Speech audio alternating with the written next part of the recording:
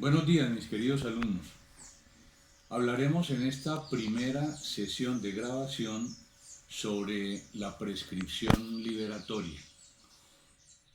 Para el efecto, seguiré en la medida de lo posible el siguiente temario. En primer lugar, voy a hablar sobre la normatividad jurídica. En segundo lugar, trataré de plantear una definición sobre la prescripción liberatoria. En tercer lugar, hablaré sobre la naturaleza jurídica de la prescripción liberatoria. Luego hablaremos sobre los términos de prescripción y caducidad. Haremos una distinción frente a este fenómeno para introducirnos de lleno en la prescripción liberatoria. Hablaremos de la renuncia de la prescripción, de la interrupción de la prescripción, de la suspensión de esa prescripción liberatoria. Para terminar, hablaremos de los efectos y por último haré algunas referencias a términos que tienen que ver con la prescripción liberatoria. Es decir, trataré de presentar algunos usuales, algunos frecuentes con relación a este tema que no deja de ser un poco difícil. Les he dicho que en derecho no hay nada complicado, pero este es un tema que de alguna forma es un tanto difícil. Empecemos entonces por el ordenamiento jurídico. Para estudiar la prescripción liberatoria tenemos que estudiar algunas normas generales sobre la prescripción, otras normas puntuales sobre la prescripción liberatoria. Tendremos que estudiar las disposiciones de la Ley 791 del 2002, que reformó algunos de los artículos del Código Civil, y tendremos que referirnos al Código General del Proceso. De manera que pienso que la normatividad práctica aplicable es el 2512, que define la prescripción, el 2513, que menciona quiénes pueden alegar la prescripción, el 2514 y el 2515, que hablan sobre la renuncia de la prescripción en general, el 2516, que habla sobre la actitud del fiador, cuándo puede oponer el fiador la prescripción, y el 2517, cuando se aplica en términos generales toda la situación frente al tema. Luego hay algunas normas de la prescripción adquisitiva que tenemos que referir. El 2522, que habla sobre la interrupción, el 2525, que habla sobre la interrupción en materia de comunidad y de solidaridad, y el 2530, que habla sobre la suspensión. Desarrollaremos los artículos 2535 a 2541, que hablan sobre la prescripción extintiva, y hablaremos sobre las prescripciones de corto tiempo con los artículos 2542, 2543, 2544 y 2545. Algunas de estas disposiciones se encuentran derogadas, en particular por la Ley 791 del 2002 y adicionalmente por algunas normas del Código General del Proceso.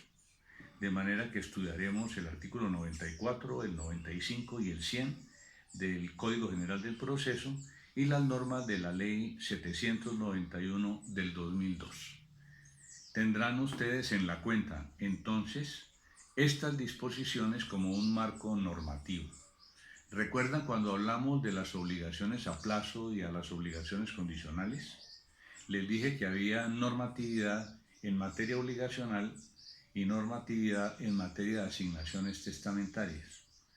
Aquí no nos remitimos a las asignaciones testamentarias, pero nos remitimos al carácter general de la prescripción y a las normas del Código de Procedimiento Civil, hoy Código General del Proceso. Hablemos entonces de la definición de la prescripción liberatoria.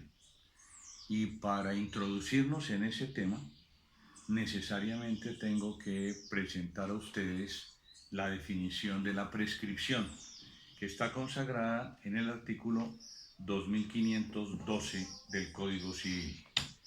Dice la disposición del artículo 2512 lo siguiente: la prescripción es un modo de adquirir las cosas ajenas o de extinguir las acciones o derechos ajenos, bien por haberse poseído las cosas o bien por no haberse ejercido dichas acciones y derechos durante cierto lapso de tiempo y además concurrido los requisitos legales.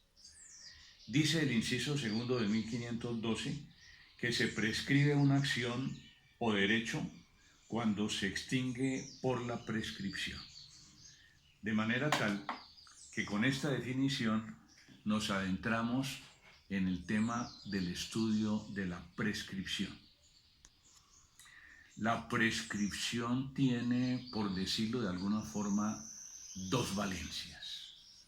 Una que se refiere a la prescripción adquisitiva del derecho de dominio o de los otros derechos reales.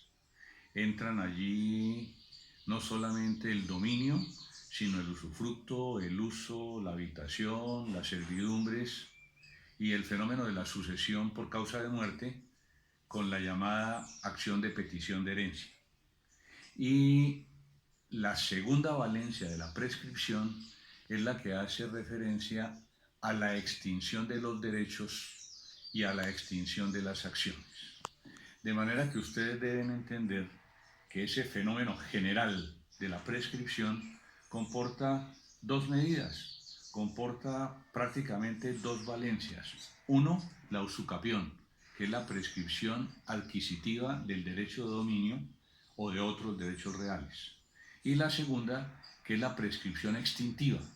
Se extinguen los derechos y con los derechos se extinguen las acciones. La que nos importa para efectos de nuestro presente estudio es la prescripción que los tratadistas, los jurisconsultos llaman prescripción liberatoria, o sea, la prescripción en virtud de la cual se extinguen los derechos y al extinguirse los derechos se extinguen las acciones.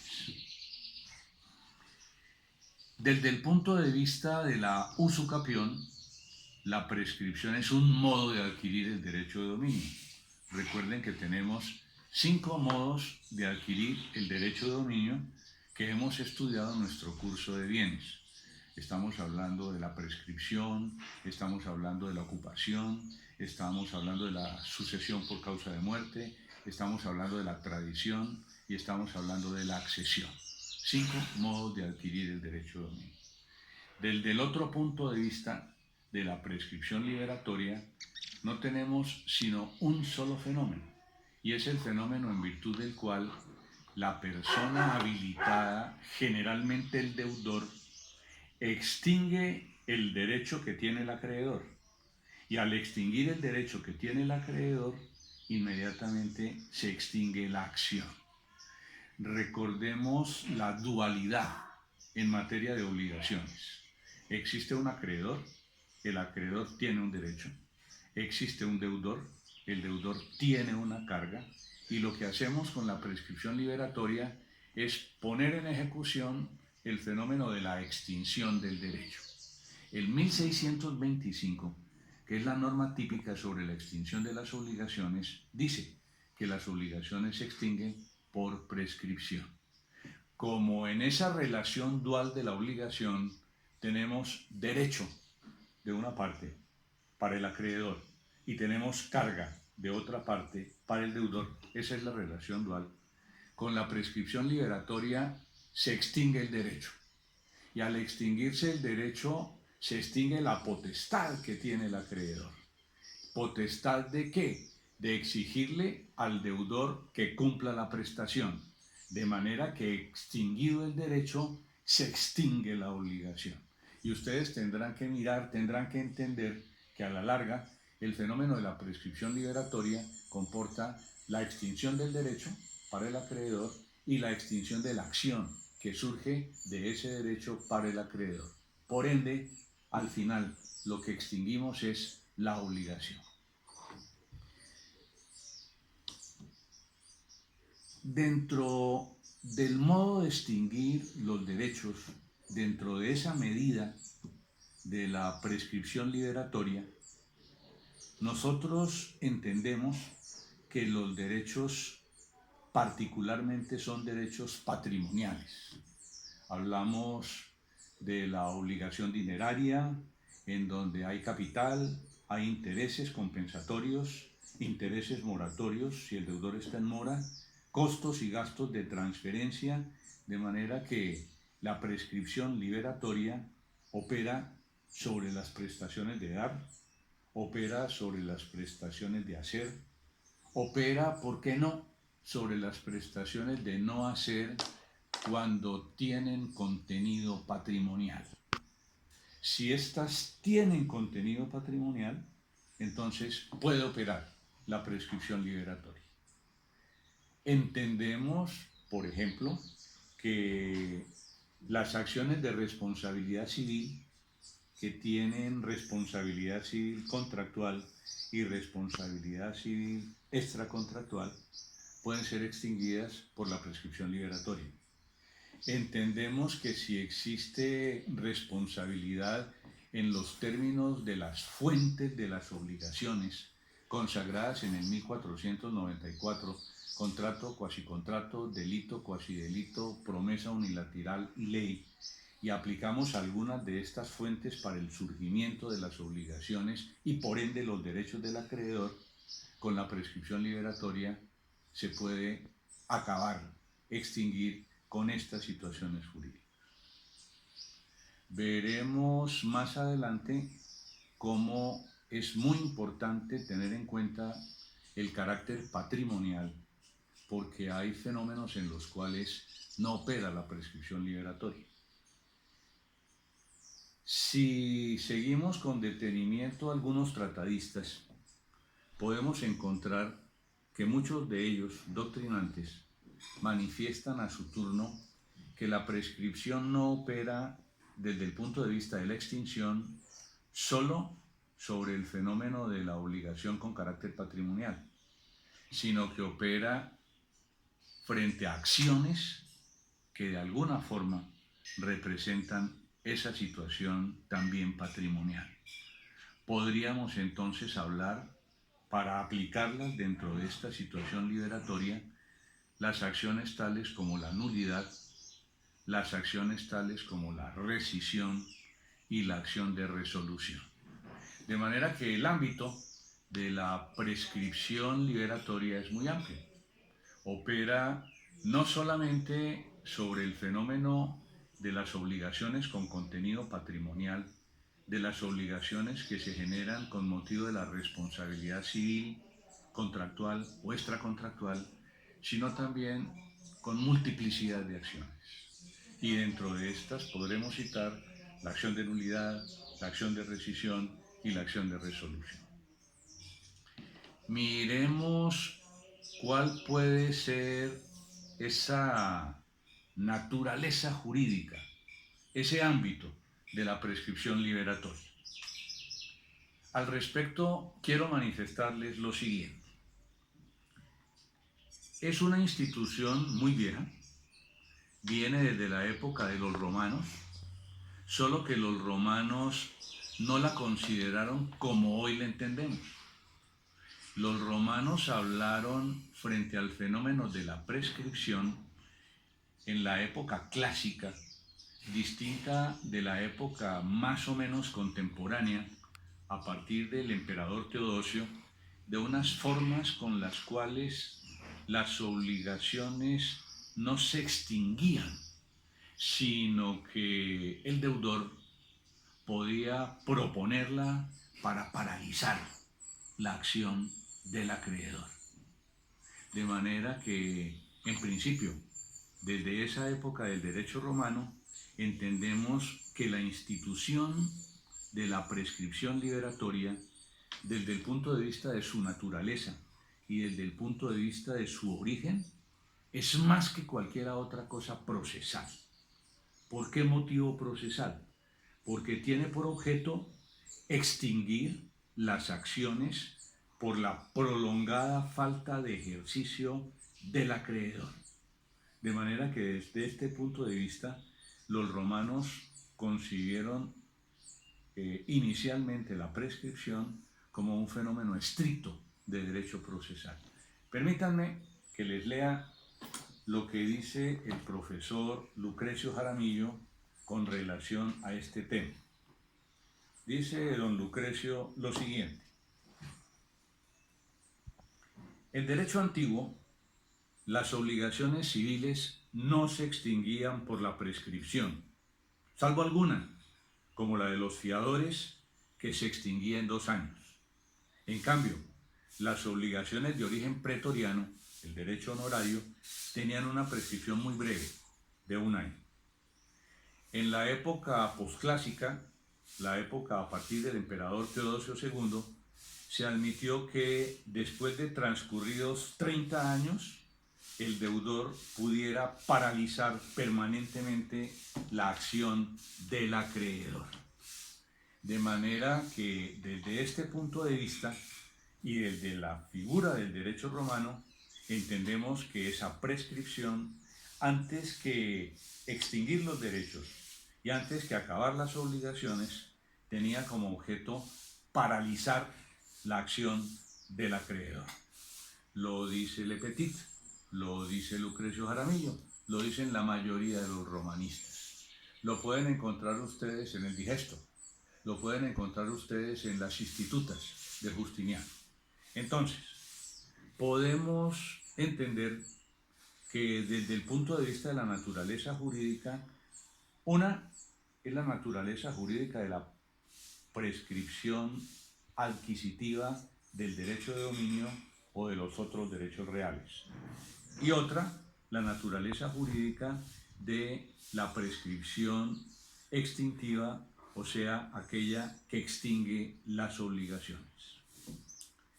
Decían los romanos que procede el fenómeno y la parálisis porque la persona que tiene el derecho deja de utilizarlo.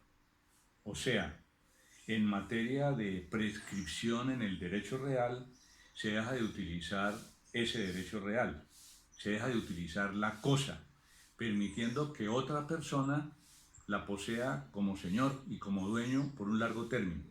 Y entonces, ¿qué es lo que se debe entender? Se debe entender que esa persona, que es la aparente propietaria de la cosa, no le interesa la cosa y por tanto su derecho pierde la razón de ser. Esto en materia de prescripción adquisitiva. En materia de prescripción extintiva, el titular del derecho personal, del derecho de crédito, no exige su cumplimiento.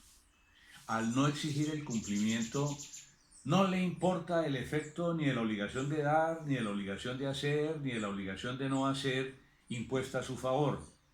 Y como lo deja de ejercer por un largo tiempo, pues se debe entender que su ejecución no le interesa. Y por tanto, ese derecho pierde su razón de ser. De manera que desde este punto de vista encontramos cuál es esa naturaleza, tanto de la prescripción adquisitiva como de la prescripción extintiva. En Roma surgen términos para el efecto.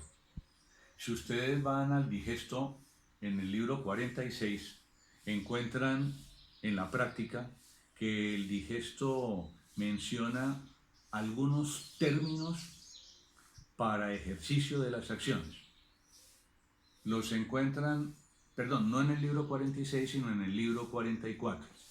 El primero de los capítulos hace referencia a las prescripciones, pero no dice nada sobre ellas. Y el libro tercero hace referencia a algunos fenómenos de prescripción y refiere prescripciones de corto tiempo, de largo tiempo, que veremos más adelante. De manera que entendamos cuál es la diferente naturaleza jurídica en materia de la prescripción, tanto adquisitiva como extintiva. Hablemos un poco sobre el fenómeno de la prescripción y de la caducidad.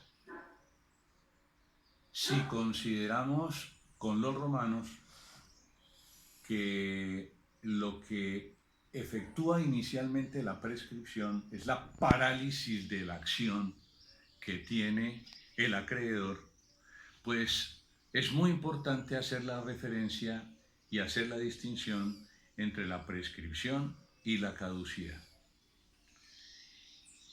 Es un tema que se ha tratado mucho tanto en el derecho sustancial como en el derecho procedimental. En el derecho adjetivo, la caducidad tiene una permanencia, una vigencia completa y es totalmente distinta del fenómeno de la prescripción. La caducidad se dice por parte de algunos en las altas cortes que tiene características que son totalmente diferentes a las de la prescripción y que en últimas la diferencia entre una y otra es sencilla, en virtud de la cual la obligación perece o porque el acreedor no puede ejercitar su derecho o porque en virtud de la ley se extingue el derecho del acreedor. Permítanme traerle a colación algunas de las definiciones de nuestras altas cortes sobre el tema. Por ejemplo, en materia de prescripción, dicen estas sentencias y recogen la teoría de que la prescripción es sustancial, mientras que en materia de derecho procedimental se considera la caducidad como una figura adjetiva, estricta de derecho procesal. Les voy a plantear una tesis de la Corte Constitucional en la sentencia C-091 del 2018, donde fue ponente el doctor Alejandro Linares dentro de un proceso de inconstitucionalidad frente al tema. Dijo la Corte: a pesar de las dificultades teóricas para diferenciar la caducidad de la prescripción extintiva, ya que ambas figuras conducen a resultados prácticos equivalentes por la imposibilidad de hacer efectiva la obligación o el derecho, esta Corte ha establecido que la prescripción extintiva se diferencia de la caducidad por su naturaleza y por sus efectos. La caducidad es un fenómeno de orden público que extingue la acción correspondiente, cierra la posibilidad de acceder a la justicia y genera, por consiguiente, el rechazo de la demanda en razón de su presentación no oportuna, o, si no fue preliminarmente advertida, la adopción de una sentencia inhibitoria por tratarse de un defecto insaneable del proceso. Por su parte, la prescripción extintiva suprime los derechos, o sea, las obligaciones, y por tanto no cierra el acceso al juez, no impide que el mismo juez profiera una sentencia de fondo respecto de las pretensiones formuladas, ya que, al lado del pago, son asuntos relativos al objeto mismo de la litis.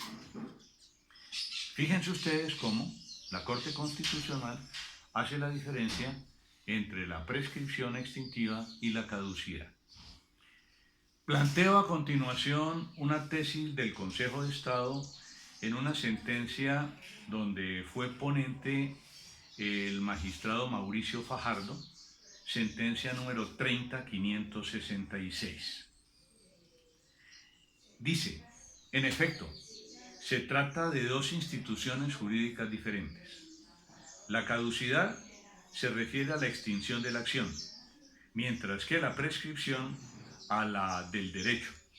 La primera debe ser alegada, mientras que la caducidad opera ipso iure. La prescripción es renunciable, mientras que la caducidad no lo es en ningún caso, y mientras que los términos de la prescripción pueden ser suspendidos o interrumpidos, los de la caducidad no son susceptibles de suspensión salvo norma expresa, como es el caso de la conciliación prejudicial establecida en la Ley 640 del 2001. Podrán ustedes entender entonces cuál es el criterio que ha tenido el Consejo de Estado frente a este fenómeno.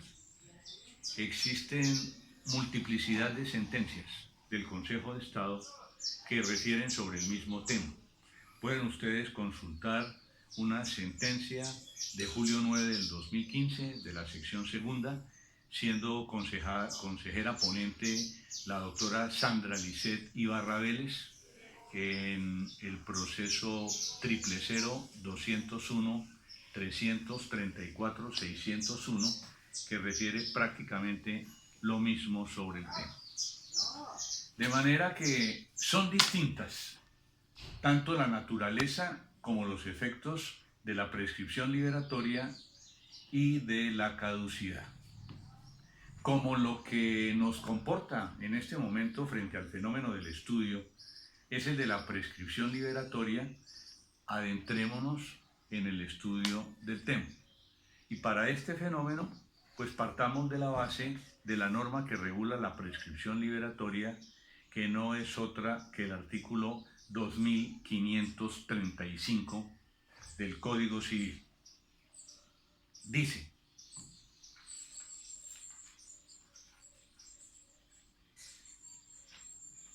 la prescripción que extingue las acciones y derechos ajenos exige solamente cierto lapso de tiempo durante el cual no se hayan ejercido dichas acciones. Se cuenta este tiempo desde que la obligación se haya hecho exigible.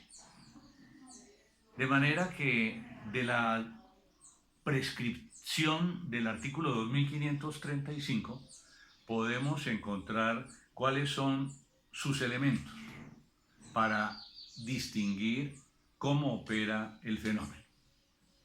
Dice el Código en esta materia que la prescripción extingue las acciones y derechos, de manera que entendemos que son acciones y derechos susceptibles de prescripción. Implica lo anterior que hay muchos de estos que no son susceptibles de prescripción. ¿Cuáles podrían ser, para citar ejemplos, de los derechos que no pueden ser extinguidos por prescripción? Pienso que fuera de los derechos puntuales consagrados en el ordenamiento jurídico, tenemos los derechos constitucionales fundamentales. El derecho a la vida, consagrado en el artículo 11 de la Constitución Nacional. El derecho a la integridad física de las personas, consagrado en el artículo 12. El derecho a la libertad y a la igualdad, consagrados en el artículo 13. El derecho a la intimidad en el 15. El derecho a la honra en el 21. El derecho a la paz en el 22. El derecho de petición. O sea, ustedes se acercan a los derechos constitucionales fundamentales y encuentran que sobre ellos no puede existir prescripción. ¿Cómo va a existir prescripción sobre el derecho a la vida, o el derecho a la honra, o el derecho a la intimidad, inclusive el derecho de petición? De manera que adoptamos en primer lugar, como consecuencia de esta situación, la idea fija de que los derechos constitucionales fundamentales no son susceptibles de prescripción. Desde el punto de vista de los derechos patrimoniales, como lo hemos referido en muchas oportunidades en las clases, encontramos dos disposiciones que nos permiten conceptuar sobre esa situación. El artículo 665, que refiere sobre los derechos reales, y el artículo 666, que refiere sobre los derechos de crédito. El 665 establece la relación de las personas con las cosas. Dice cuáles son los derechos reales, los enlista. Habla del dominio, de la sucesión por causa de muerte, de usufructo, uso, habitación, prenda, hipoteca, servidumbres y demás. Y el 666 habla de la relación de las personas entre ellas en donde hay un acreedor que tiene un derecho y hay un deudor que tiene una carga.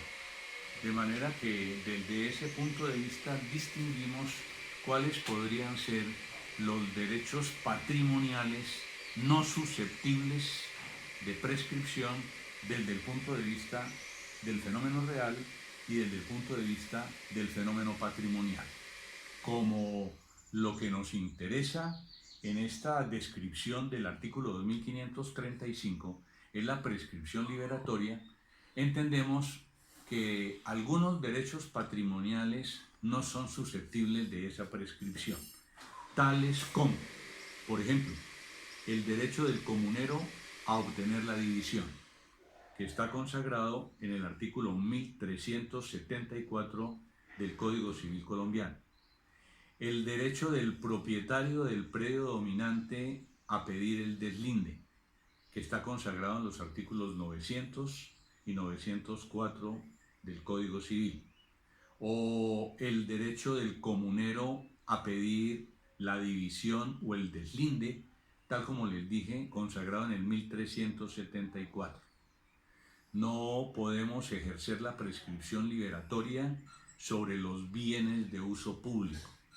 Sobre los bienes fiscales procede el ejercicio de la prescripción liberatoria, pero sobre los bienes de uso público que ustedes ya conocen, los parques, las calles, las vías, los parques arqueológicos, las reservas naturales, etc., no procede esa prescripción. De manera que la primera de las situaciones que nosotros encontramos del estudio del 2535 es que la prescripción necesariamente tiene que operar sobre derechos patrimoniales que no están excluidos de ella. Cuando hablamos de la prescripción adquisitiva o cuando hablamos de la prescripción liberatoria, entendemos que hay unos derechos no susceptibles de prescripción. En materia de la prescripción extintiva o liberatoria, les he mencionado cuáles podrían ser estos. En segundo lugar, entendemos que son derechos ajenos. O sea, yo no puedo prescribir mis propios derechos. De pronto puedo renunciar a ellos en los términos del 15 del Código Civil, con todas las consecuencias. Pero la prescripción liberatoria opera fundamentalmente sobre derechos ajenos, no sobre derechos propios. Se requiere como tercer elemento la inacción por parte del acreedor. De manera que en materia de la prescripción liberatoria, lo que sucede es que el acreedor obra con culpa. Pienso que obra con culpa en los términos de la culpa del 63 del Código Civil. O sea, el acreedor es negligente, es imprudente, no es una persona advertida, no es una persona que tenga prudencia, no es una persona que tenga avisoramiento. ¿Por qué motivo? Pues deja de ejercitar su derecho con características patrimoniales, deja de usarlo, de gozarlo, de disponer de él por mucho tiempo, por largo tiempo, y como consecuencia de esa negligencia se produce la inacción, y como consecuencia de esa inacción entonces surge la prescripción liberatoria. Entenderán entonces ustedes que la prescripción liberatoria no surge si la inactividad del la inactividad del acreedor es forzada o la inactividad del deudor es imposible. En las obligaciones a plazo y en las obligaciones condicionales, donde se suspende la exigibilidad de la obligación, en las primeras mientras llegue el plazo y en las segundas mientras se cumple la condición, hay una imposibilidad jurídica del acreedor para ejercitar la exigibilidad de su derecho. ¿Por qué motivo? Porque en las suspensivas, condicionales suspensivas, el derecho del acreedor está en suspenso, mientras que en las obligaciones a plazo el derecho del deudor no surge sino cuando se cumple el plazo, excepto en los términos del 1553, cuando hay caducidad del plazo. Esto nos lleva a pensar que si el acreedor no obra con culpa, porque es una persona diligente, prudente, avisorada, pero por la ley se le impide el ejercicio del derecho, no opera la prescripción liberatoria. La prescripción liberatoria opera en la medida en que el derecho del acreedor es exigible. Recordemos lo que dice la disposición del 1535. Es la que extingue las acciones y derechos ajenos, solamente exige cierto tiempo durante el cual no se hayan ejercido dichas acciones. De manera que desde este punto de vista no se han ejercido las acciones. Pothier cita un adagio latino para centrarnos en el tema. Dice: contra non valentem agere prescriptio non currit. No procede la prescripción cuando no ha sido habilitada para el efecto. De manera que desde este punto de vista el acreedor no exige, no cumple, no desarrolla su derecho, no por culpa, sino que no lo desarrolla porque tiene una imposibilidad jurídica para hacerlo.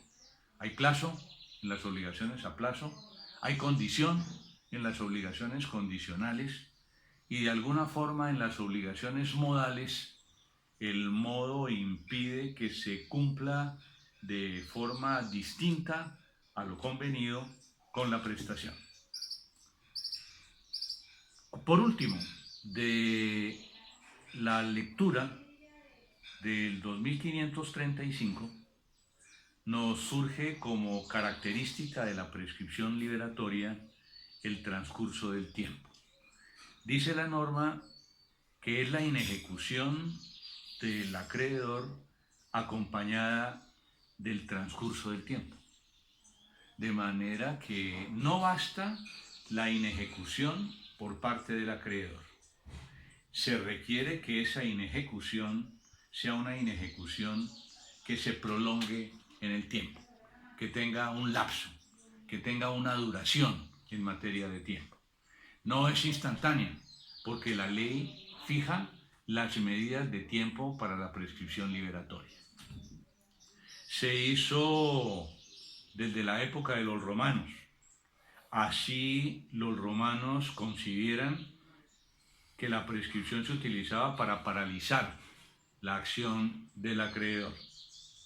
Desde este punto de vista, en ese mare magnum de las disposiciones sobre el tiempo en materia de prescripción liberatoria, y si analizamos las distintas normas jurídicas, podríamos entender que los términos son o largos, o los términos son cortos, o los términos son muy cortos. En principio, los romanos previeron, lo pueden encontrar ustedes, como lo dije anteriormente, en el libro 44 del Digesto, en el acápite tercero, prescripciones de 30 años, que se consideran prescripciones de largo tiempo. Los romanos consiguieron una prescripción con un tiempo más largo. Tuvieron una prescripción de 40 años en la acción cuasi serviana.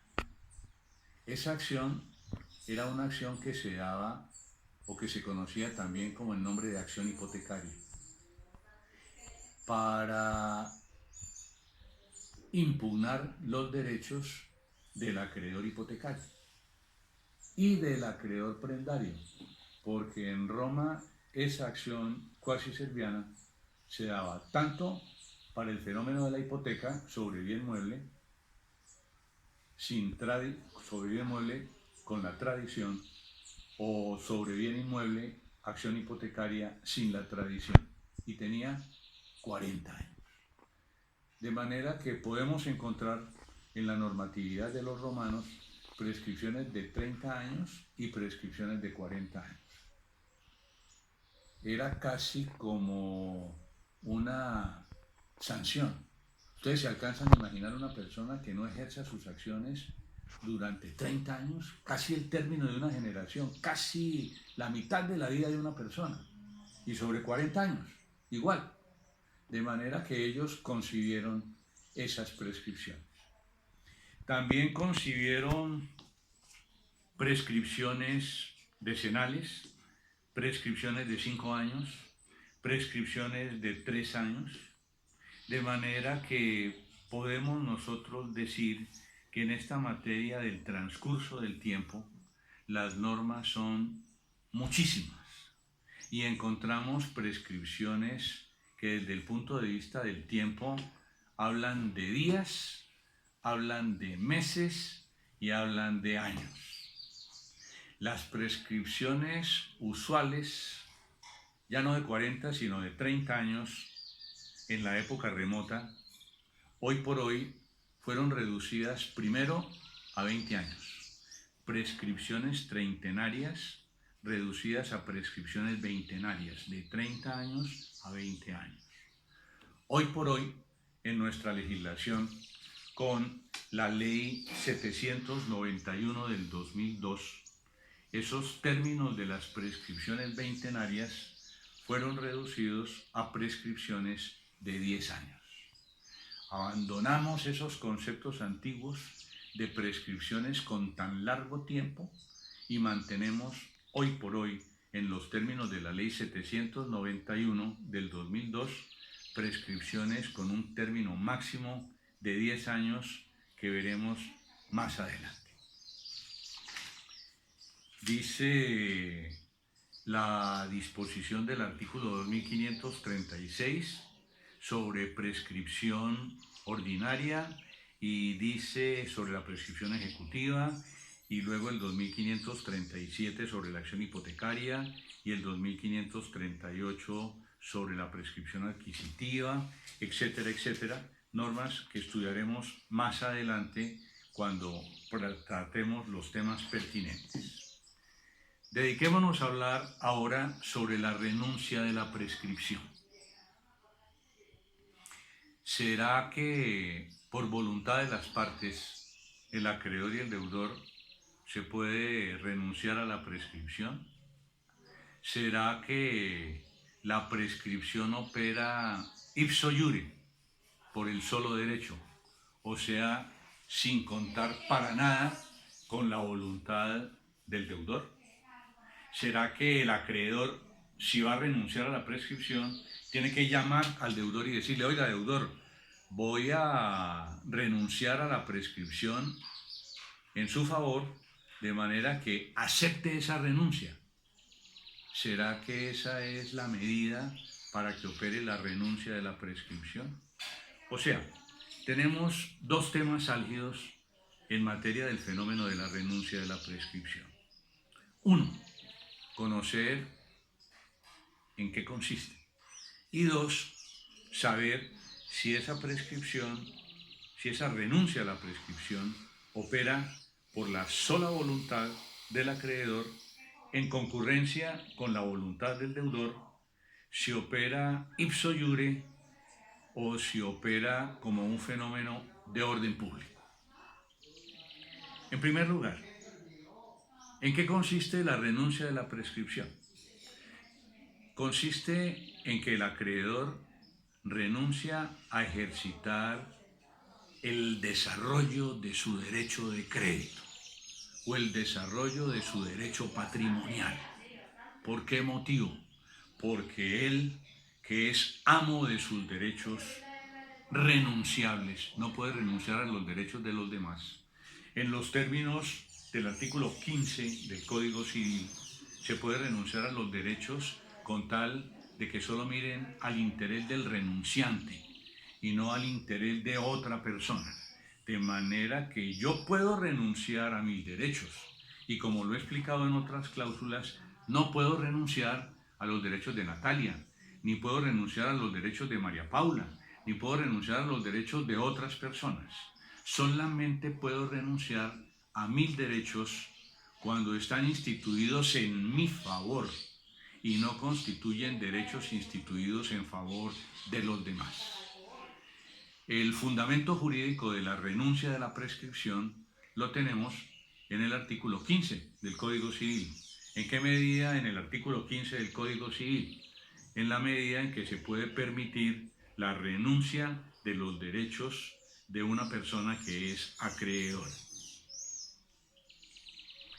¿Será que la prescripción para efectos de renuncia se considera como un fenómeno jurídico de orden público? Recuerden ustedes la noción de orden público. En el Código Civil de pronto encontramos referido el orden público cuando hablamos del objeto, y en particular cuando hablamos del objeto hecho. No puede contrariar el hecho, ni la ley, ni el orden público, ni las buenas costumbres. Referido en las condiciones. Cuando las condiciones son positivas, tienen que ser física y moralmente posibles. Y cuando hablamos de condiciones moralmente posibles, no pueden ser contrarias al orden público. ¿Y será que en esa distinción que presenté antes, en materia de caducidad y de prescripción, cuando las altas cortes dicen la caducidad es de orden público y la prescripción no es de orden público, entonces, ¿cuál es la medida para efectos de la renuncia? Desde este punto de vista, el orden público es aquel consagrado por la ley, en particular el derecho político. Lo encontramos en la Constitución Nacional, en el orden público, que pone de presente la estructura fundamental del Estado, en donde el Estado, si sufre algún desmedro por esas situaciones, ve comprometida su estabilidad. Y hablamos de la seguridad, la tranquilidad, la moralidad, los recursos naturales renovables, el orden público. Hoy por hoy, en estas épocas de pandemia, no están referidos todos esos decretos que ha proferido el Gobierno Nacional en ejercicio de la facultad que le otorga la Constitución para declarar turbado el fenómeno del orden público con motivo de la seguridad en materia de la salud. Pues bien, en el fenómeno de la prescripción no es de orden público. La prescripción no mira a la supervivencia del Estado. La prescripción no mira a la estabilidad ni a la estructura del Estado. La prescripción mira al fenómeno desde el punto de vista del derecho para adquirirla o de la carga para extinguirla, a la situación de la persona que la puede adquirir en materia de derechos reales, o a la situación de la persona que la puede extinguir en materia del derecho patrimonial. De manera que el acreedor que renuncia a la prescripción lo hace porque es un derecho inherente a su persona.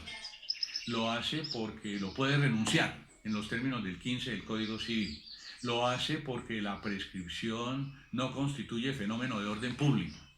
Y además la prescripción, para configurar toda esta situación, tiene que ser alegada por el demandado. El juez no la puede decretar de oficio. La prescripción extintiva opera como una excepción, no opera como en el derecho real por la vía de la acción y por la vía de la excepción.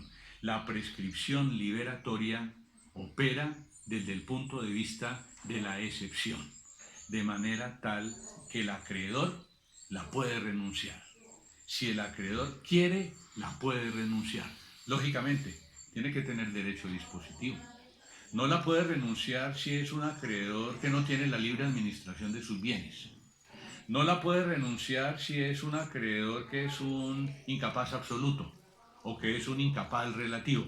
Más tarde veremos las normas sobre incapacidad recientemente modificadas y cuál será su efecto sobre el tema. Pero para esa situación, el renunciante tiene que ser hábil, tiene que ser capaz. ¿Será que puede renunciar a la prescripción el representante del acreedor? Sí, lo puede hacer. No existe limitación, pero tiene que tener facultad para disponer. ¿Recuerdan cuando hablamos del pago y del acreedor que diputa para cobrar y para recibir el pago? Y hablamos de la representación convencional del contrato de mandato, que es administrativo, que no es dispositivo, y que para las funciones dispositivas se tiene que tener poder especial, y lo dijimos para el pago, y lo dijimos para la novación, y se aplica para la transacción, pues también se aplicará para el fenómeno de la representación convencional en materia de prescripción. Tendrá que tener facultad el representante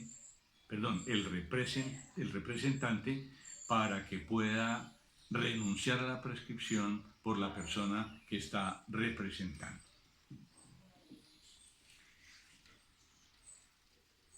Dice el artículo 2513 del Código lo siguiente: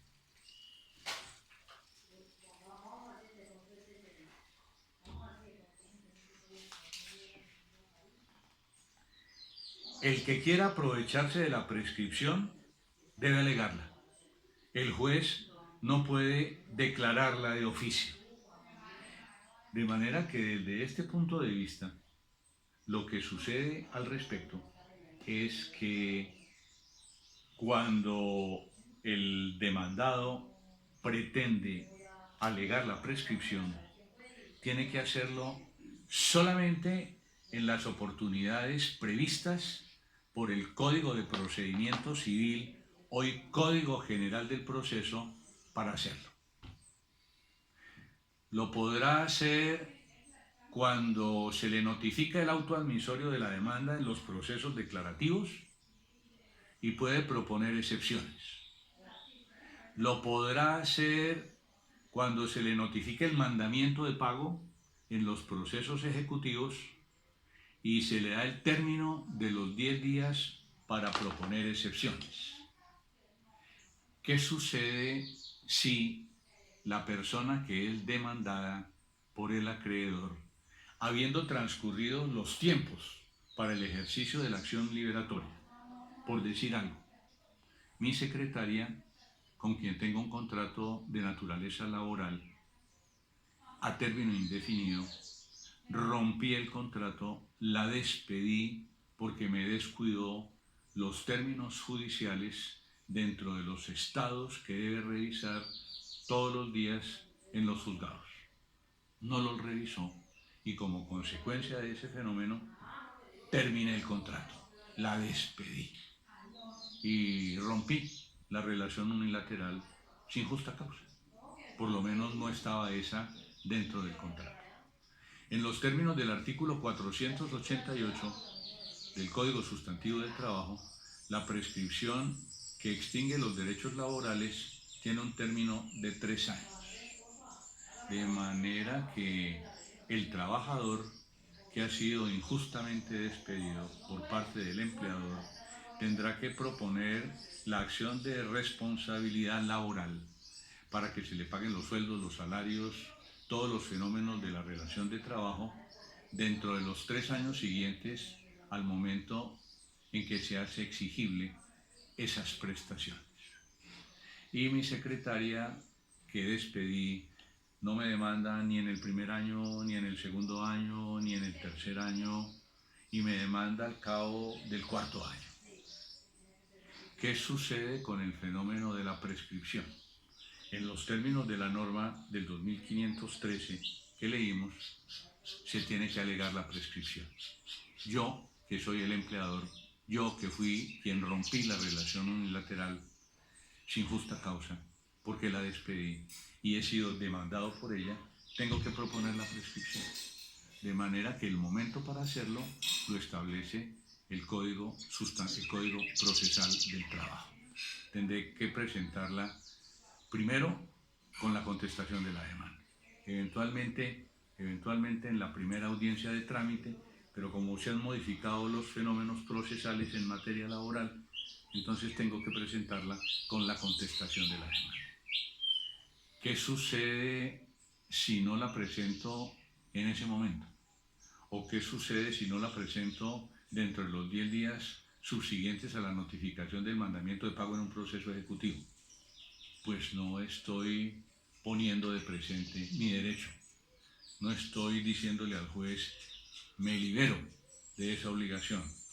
El acreedor no puede ejercitar su derecho, su acción.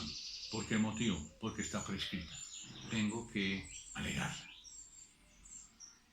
Las alegaciones en materia de excepciones tienen dos connotaciones. O las excepciones son excepciones previas, que generalmente las instituye la ley frente al fenómeno de la acción, frente al fenómeno de la pretensión y frente al fenómeno adjetivo. Y las excepciones son de fondo, que miran a la relación sustancial. Antes de la vigencia del Código de Procedimiento, del Código General del Proceso, se podía instaurar la excepción de prescripción como una excepción previa.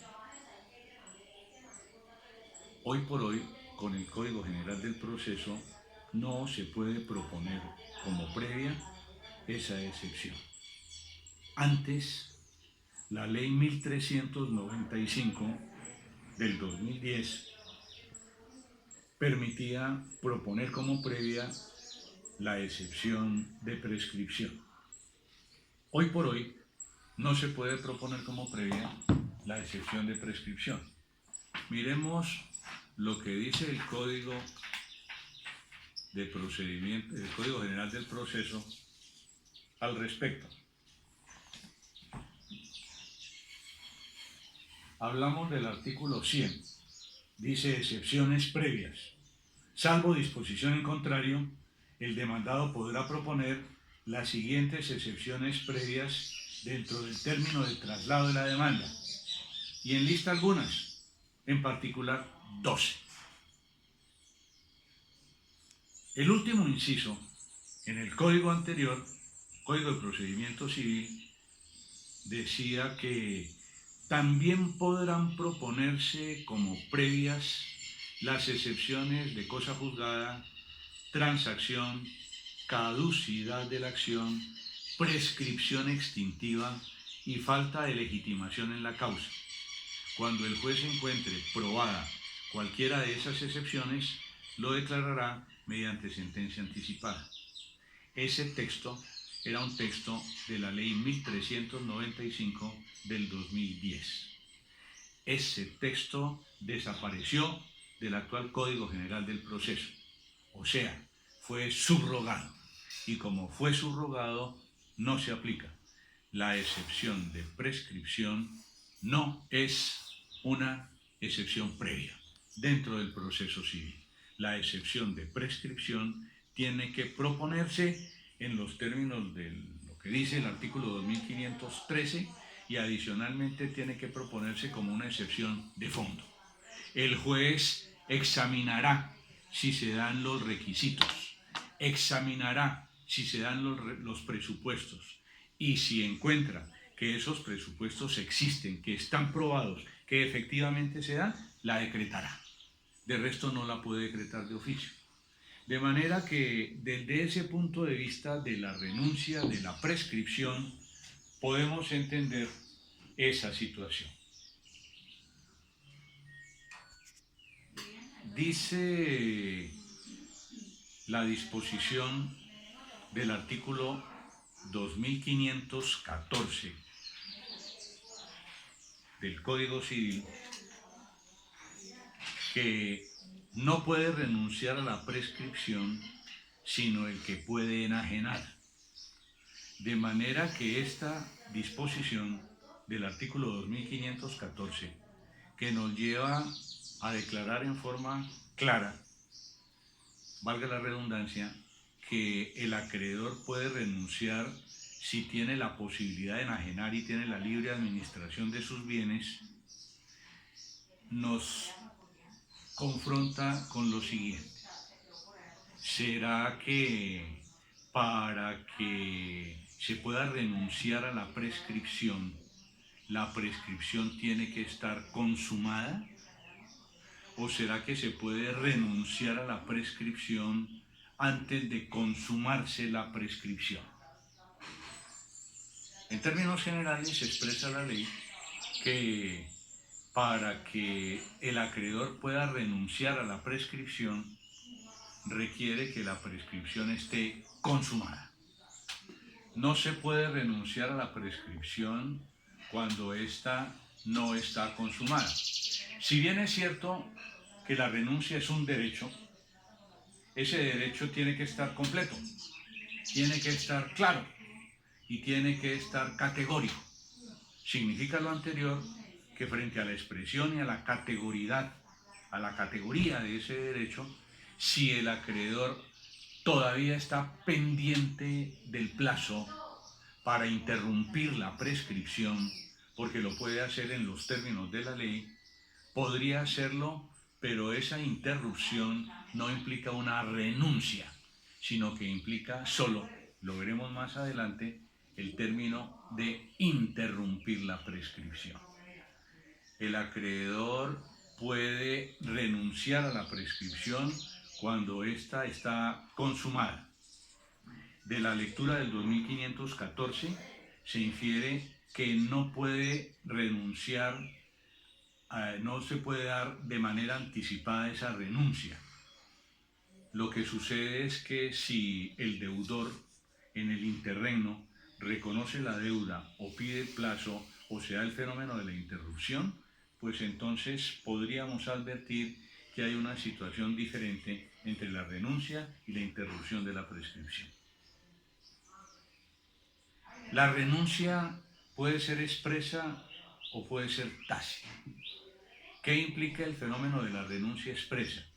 Implica que el acreedor la renuncie de manera categórica, sea oral o sea escrita, pero al momento de efectuarla lo haga frente a su deudor para manifestarle que ha renunciado a la prescripción, bien sea por una conducta oral o bien sea por un documento.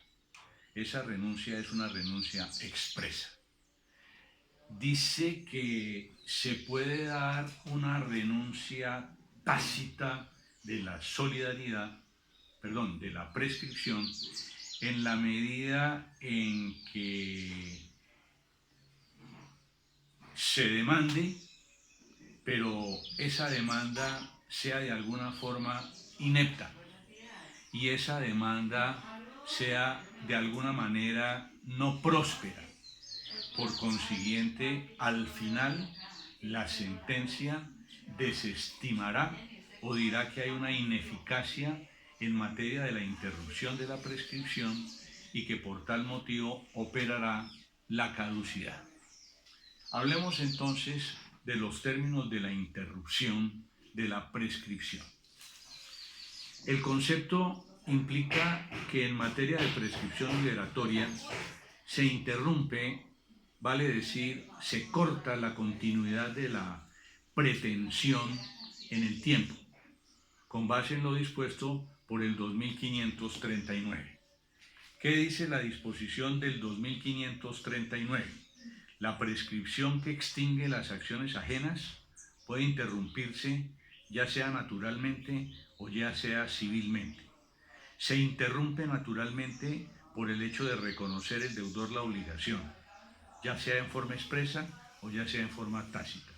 Se interrumpe civilmente por la demanda judicial, salvo los casos enumerados en el artículo 2524.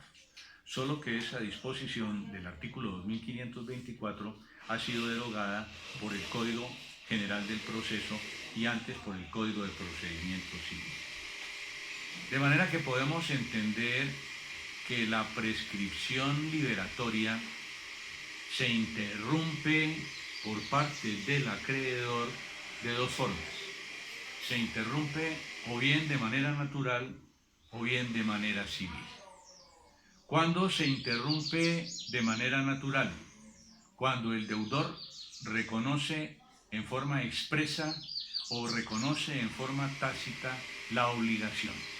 O sea, el deudor reconoce la deuda, el deudor acepta la deuda, el deudor con plena conciencia frente al acreedor confiesa la deuda o la paga. Si la paga, pues la obligación se extingue, pero frente al fenómeno del reconocimiento procede la interrupción natural de la prescripción por voluntad expresa del deudor. El deudor interrumpe la prescripción en forma natural y de manera tácita cuando reconoce la deuda y en esta forma hace abonos al capital. Debe 500 millones de pesos y a pesar de esa deuda le entrega al acreedor 200 millones de pesos, 100 millones de pesos, hace abonos a capital o paga los intereses compensatorios, o si la deuda ya es exigible, paga los intereses moratorios, o hay también una interrupción desde este punto de vista tácita cuando pide plazos y le dice al acreedor, deme un plazo para yo pagarle, o como cuando le otorga garantías como la fianza, la prenda o la hipoteca, o cuando conviene el cambio del lugar en donde debe hacerse el pago, la obligación se debe pagar en Bogotá y se conviene que se pague por cualquier motivo en Barranquilla, en Cúcuta, en Cali, en otra ciudad distinta donde debe hacerse el pago. De manera que esa es la medida de la interrupción natural. Dejemos allí y en la próxima charla hablaremos sobre la interrupción civil, que en los términos del código que ya referimos, el artículo 2539, se interrumpe civilmente por la demanda judicial, salvo los casos consagrados en la ley. Segunda sesión de grabación con relación a la prescripción liberatoria. Estamos hablando de la interrupción de la prescripción liberatoria. Trajimos a cuento el artículo 2539 del Código Civil, que dice sobre la prescripción extintiva que ella se extingue, la prescripción que extingue las acciones ajenas puede interrumpirse ya sea de manera natural o sea de manera civil. Explicamos la interrupción natural de la prescripción. Vamos a hablar de la interrupción civil. Dice el inciso tercero de la norma, se interrumpe civilmente por la demanda judicial, salvo los casos enumerados en el 2524. Pero sabemos que el 2524 fue derogado por el Código de Procedimiento Civil y debemos entender que la interrupción civil de la prescripción lo es por la demanda judicial en los casos enumerados en las disposiciones que tienen que ver sobre el tema, o sea, los artículos 94 y 95 del Código General del Proceso. ¿En qué consiste el fenómeno de la interrupción civil? La prescripción liberatoria se interrumpe, es decir, corta su continuidad, es decir, no es procedente su efecto, toda vez que el acreedor demanda al deudor y en la demanda ejercita la acción con las pretensiones, lo que implica el ejercicio de su derecho de crédito, o el ejercicio del derecho patrimonial, o el ejercicio del derecho, de manera que el acreedor, que es el demandante, en la práctica lo que le dice al deudor, que es el demandado, es cumpla con su prestación. Debe cumplir con su prestación porque no ha transcurrido el término previsto por la ley para que cese mi derecho, para que se extingan mis acciones. De manera que desde este punto de vista surgen en nuestra mente por lo menos dos inquietudes con relación al fenómeno de la presentación judicial de la demanda. Dice el 2538 que se interrumpe por la demanda judicial. De manera que explicamos, ¿se interrumpe con la presentación de la demanda? ¿O se requieren algunos requisitos adicionales para interrumpir esa prescripción? En principio, se consideró hace mucho tiempo que el solo fenómeno de la presentación de la demanda interrumpía la prescripción. Recordemos que la presentación de la demanda tiene una serie de comportamientos que son muy formales. Hoy por hoy, ustedes como abogados demandantes radican su demanda en la oficina de apoyo judicial. En esa oficina se reparte la demanda a determinado juzgado competente. El juez de la causa la estudia y si considera que reúne los requisitos procesales adjetivos de la ley, la admite y ordena el traslado del auto admisorio de la demanda junto con todos los anexos y las copias al demandado. Hasta ese momento el demandado no ha conocido sobre la existencia de la demanda, de manera que el demandado conoce de la existencia de la demanda cuando se forma la relación jurídico-procesal. Vale decir, cuando se notifica del auto admisorio de la demanda en los procesos declarativos o cuando se notifica del mandamiento de pago en los procesos ejecutivos. O sea, hay una relación jurídica procesal porque el demandado, que generalmente es el deudor dentro de esa acción patrimonial, conoce, sabe que el acreedor lo demandó. Mientras no se dé esa relación jurídica procesal, el demandado no conoce. De manera que cabía preguntarse si la sola presentación de la demanda interrumpe civilmente la prescripción extintiva. Al unísono, con la expedición de las normas del Código de Procedimiento Civil y del Código General del Proceso, debemos entender que la sola presentación de la demanda no implica la interrupción civil de la prescripción. ¿Por qué? Porque si bien es cierto que el 1539 dice que se interrumpe civilmente la demanda, salvo los casos enumerados en el 2524, y el 2524 fue derogado por el 698 del Código de Procedimiento Civil, hoy por hoy las normas aplicables del Código de Procedimiento Civil son el artículo 94 y el artículo 95. Miremos entonces qué es lo que dice la primera norma y qué es lo que dice la segunda norma con relación al tema. Artículo 94. Interrupción de la prescripción. El artículo 94 tiene varios incisos, es largo, tiene 1, 2, 3, 4, por lo menos 5 incisos. Nos importa el primero. El primer acápite del 94 dice: interrupción de la prescripción, inoperancia de la caducidad y constitución en mora. La presentación de la demanda interrumpe el término para la prescripción e impide que se produzca la caducidad siempre y cuando el auto admisorio de aquella o el mandamiento ejecutivo se notifique al demandado dentro del término de un año, contado a partir del día siguiente a la notificación de tales providencias al demandante. Pasado este término de un año, los mencionados efectos solo se producirán con la notificación al demandado. De manera que en la práctica,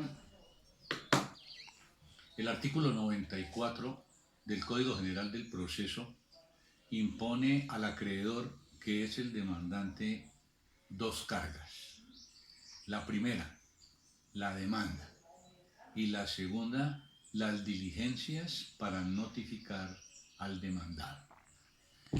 Podríamos decir adicionalmente que se establece ese término siempre y cuando el auto admisorio de la demanda o el mandamiento ejecutivo se notifique al demandado dentro del término de un año, contado a partir del día siguiente a la notificación de tales providencias al demandante. Pasado ese término, los mencionados efectos solamente se producirán con la notificación al demandado. Y dice el artículo 95 del Código General del Proceso que no se considerará interrumpida la prescripción y operará la caducidad, y cita varios casos. Para el efecto, el artículo 94 y el artículo 95 constituyen una especie de proposición jurídica completa, porque el primero habla de la interrupción de la prescripción y habla de otros temas que no vamos a tratar ahora, y el segundo, el 95, habla de cuándo es ineficaz la interrupción de la prescripción. O sea que en la práctica, en términos sencillos, lo que entiendo al respecto es que el acreedor debe demandar y, en segundo lugar, se debe efectuar todas las diligencias posibles para efectuar esa notificación del auto que admitió la demanda o del mandamiento de pago dentro de un año, término que establece en forma expresa el 94, un año contado a partir de la fecha del día siguiente a la notificación de tales providencias al demandante. El juez produce la notificación, se admite la demanda y ese es un auto que se notifica por estado.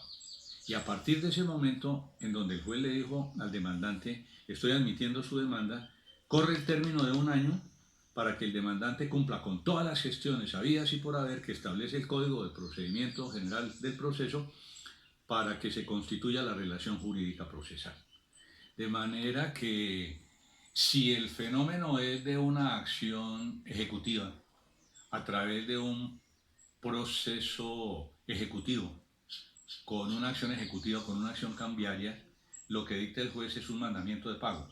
Se le notifica al demandante y tiene que ejercer, tiene que cumplir con todos los trámites para notificar al demandado. Y si la acción es una acción declarativa, como puede ser la nulidad, o como puede ser la rescisión, o como puede ser la acción de resolución del 1546, es igual. ¿En qué sentido es igual? El juez admite la demanda, notifica la admisión de la demanda al demandante, que es la persona que ejerce la acción, y esta persona tiene un año para adelantar todo el trámite a efecto de que no se produzca la interrupción de la prescripción. No hay tal, entonces, de que solamente se requiera la presentación de la demanda. Se requiere la presentación de la demanda junto con la carga adicional, que es la que establecen los artículos 94 y 95 del Código General del Proceso. Desde este punto de vista, presentada la demanda, constituida la relación jurídica procesal, dice el Código General del Proceso que esa demanda que interrumpe civilmente la prescripción puede dejar de tener efecto. ¿En qué medida deja de tener efecto? Deja de tener efecto porque la interrupción de la prescripción es ineficaz. O sea, para que la interrupción de la prescripción liberatoria produzca los efectos que hemos venido manifestando, esa demanda que interrumpe la prescripción tiene que ser eficaz. Si no es eficaz, no se produce el efecto. ¿Y qué dice la disposición del artículo 95 sobre esa eficacia? Lo siguiente: no se considerará interrumpida la prescripción y operará la caducidad para otros efectos en los siguientes casos. 1. Cuando el demandante desista de la demanda. 2. Cuando el proceso termine por haber prosperado la excepción de inexistencia del demandante o del demandado. Esta es una excepción previa, consagrada en el artículo 100 del Código General del Proceso. También dentro del numeral segundo dice, cuando el proceso termine por incapacidad o indebida representación del demandante o del demandado. Esa es la cuarta excepción previa, consagrada en el artículo 100. O cuando el proceso termine por no haberse presentado la prueba de la calidad de heredero, cónyuge, compañero permanente, curador de bienes, administrador de comunidad, albacea, y en general de la calidad en que actúe el demandante o se cite al demandado cuando a ello hubiere lugar. Ese fenómeno es el fenómeno de la causal octava de las excepciones previas. Y por último, cuando exista pleito pendiente entre las mismas partes y sobre un mismo asunto. De manera que en materia de ineficacia de la interrupción, el numeral primero del 95 manifiesta que no habrá esa interrupción cuando el demandante desista de la demanda o cuando el proceso termine porque el juez acoge alguna de las excepciones previas. Dice el numeral tercero del 95 que tampoco procede la eficacia de la interrupción de la prescripción, o sea, esta es ineficaz, cuando el proceso termina con sentencia que absuelva al demandado, o cuando el proceso termina por haber prosperado la excepción de compromiso o cláusula compromisoria, salvo que se promueva el respectivo proceso arbitral dentro de los 20 días siguientes a la ejecutoria del auto que dé por terminado el proceso. Esta es la segunda causal desde el punto de vista de las excepciones previas. Quinto, cuando la nulidad del proceso comprenda la notificación del auto admisorio de la demanda o del mandamiento ejecutivo, siempre que la causa de la nulidad sea atribuible al demandante, o sea, el juez en el transcurso del proceso, inclusive en segunda instancia, declaran la nulidad de todo lo actuado. Esa nulidad, si comprende la notificación del auto admisorio de la demanda, pues hace ineficaz la interrupción de la prescripción. Dice el código con relación a ese numeral quinto, en el auto que se declare la nulidad se indicará expresamente sus efectos sobre la interrupción o no de la prescripción y sobre la inoperancia o no de la caducidad. El numeral sexto dice cuando el proceso termine por desistimiento tácito. Y el numeral séptimo manifiesta que cuando el proceso termine por inasistencia injustificada de las partes a la audiencia inicial. De manera que lo que hace el artículo 95 del Código General del Proceso es señalar las causales de ineficacia frente a la interrupción de la prescripción, basadas la mayoría en las causales de excepciones previas y algunas otras en fenómenos distintos que de alguna forma atentan contra la acción, no propiamente contra el derecho sustancial, sino contra la acción. Vale la pena referir y hacer algún comentario sobre el numeral sexto. El numeral sexto dice que no se considerará interrumpida la prescripción cuando el proceso termine por desistimiento tácito. El anterior código, en materia de esta situación, consagraba el fenómeno de la perención en el artículo 346. Estoy hablando del 346 del Código de Procedimiento Civil y no del que ahora nos rige, que es el Código General del Proceso. Decía, palabras más, palabras menos, el 346 del anterior Código de Procedimiento, que cuando en el curso de la primera instancia el expediente permanezca en la Secretaría durante 6 meses o más por estar pendiente su trámite de un acto del demandante, el juez decretará la perención del proceso si el demandado lo solicita antes de que aquel ejecute dicho acto. Y hace luego toda una referencia a esa situación procedimental de la perención. ¿Qué debo decir al respecto? La perención no figura como tal, no figura como un fenómeno de terminación anormal del proceso en el Código General del Proceso. O sea, el artículo 346 del anterior Código de Procedimiento Civil no aparece en el Código General del Proceso. Fue subrogado, de alguna manera fue subrogado. Sin embargo, el numeral sexto manifiesta que no se considerará interrumpida la prescripción cuando el proceso termine por desistimiento tácito.